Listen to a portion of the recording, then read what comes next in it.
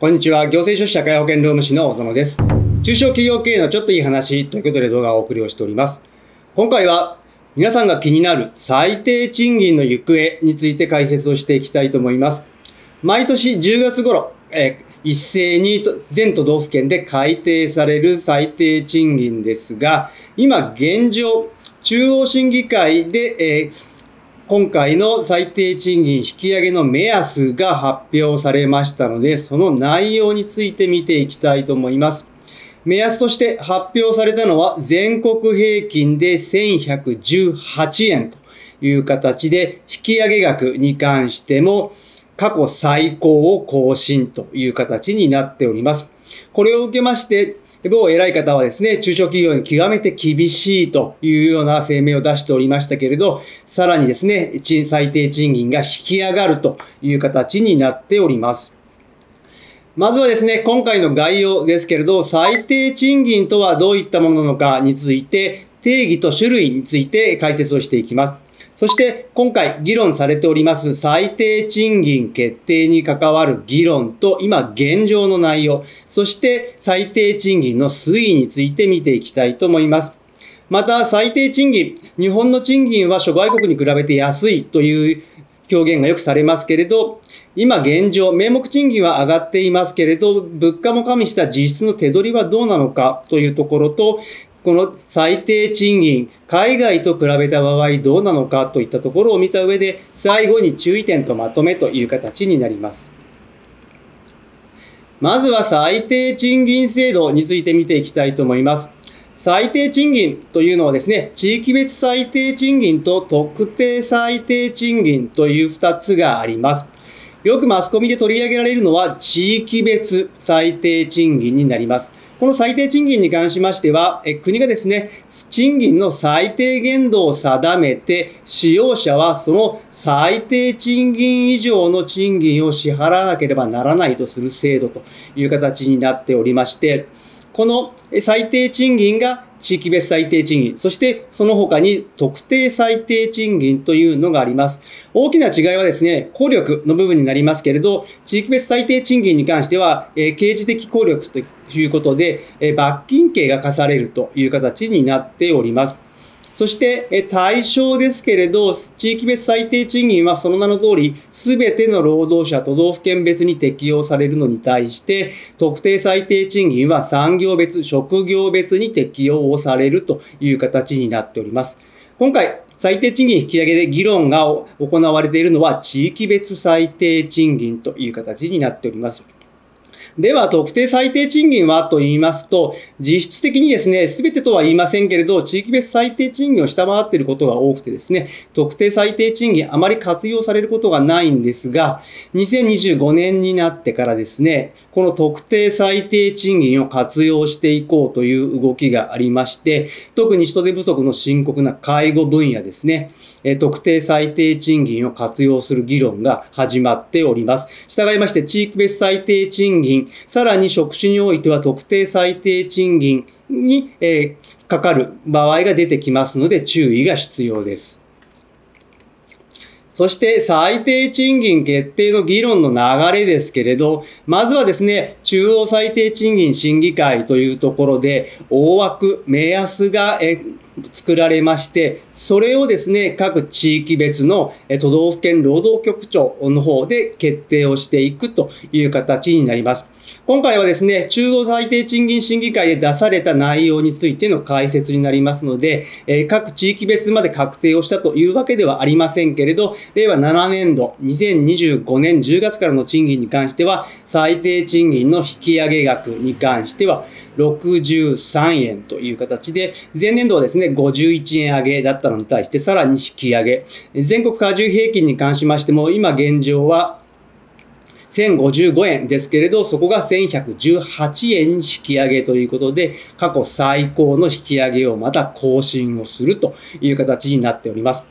ここの最大の引き上げに関しましては、やはりですね、使用者側は、中小企業の苦しい経営状態といったところは訴えた。一方でですね、政府の方は継続的な物価の高騰もありますし、春闘においてですね、高い賃上げも実現をしている。また、中小企業の価格転嫁を促進するため、こういったいったこういった視線からですね、最低賃金の引き上げの目安を63円平均という形で決めたという形になります。これによってですね、全国加重平均も1100円台に乗ってくるということになります。この最低賃金、もともと引き上げのきっかけはですね、やはりですね、先進国に比べて低い賃金水準という批判がかねてからあったというところ、そして労働者全体の所得を増やしていって、消費の活性化を促していきたいというところがあります。そしてですね、今回目安として出された 6% 引き上げ、63円平均引き上げというところを受けまして、すべての都道府県で最低賃金が1000円を超えるという形になります。2023年、令和5年は全国平均で初めて1000円を超えたという形になっておりますが、今回はすべての都道府県が1000円を超えてくるという形になっております。その結果ですね、1118円という平均ですが、政府はですね、2020年代に1500円平均に持っていこうという目標を掲げておりますので、まだまだ足りないという状況になっております。そして、6% の引き上げ、63円引き上げですけれど、こちらはグループごとに引き上げの目安というのが設けられておりまして、以前は4グループだったんですが、今は3グループに再編されております。A グループに関しては6都府県になっております。B は28、C は13という形になっておりまして、C グループに関しては64円上げ、A グループ、B グループは63円上げとなっております。ただですね、最近見てみますと、あまりもうグループ分けをする必要もないのかなというふうに考えております。というのもですね、前年の最低賃金の引き上げ、B グループに関しては引き上げの目安50円という提示がされたんですが、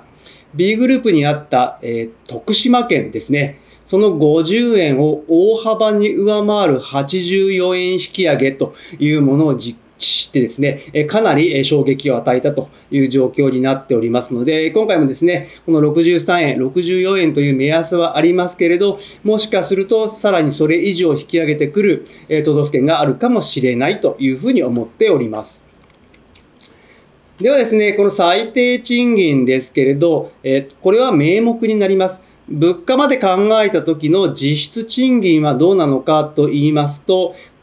やはりですね、物価上昇が非常に賃上げを上回っておりますので、実質賃金のマイナスがずっと続いているという状況になっていますので、今回ですね、最低賃金引き上がって実質賃金がプラスになるのか、プラスが維持できるのかといったところが非常に注目をされるところではあるかと思います。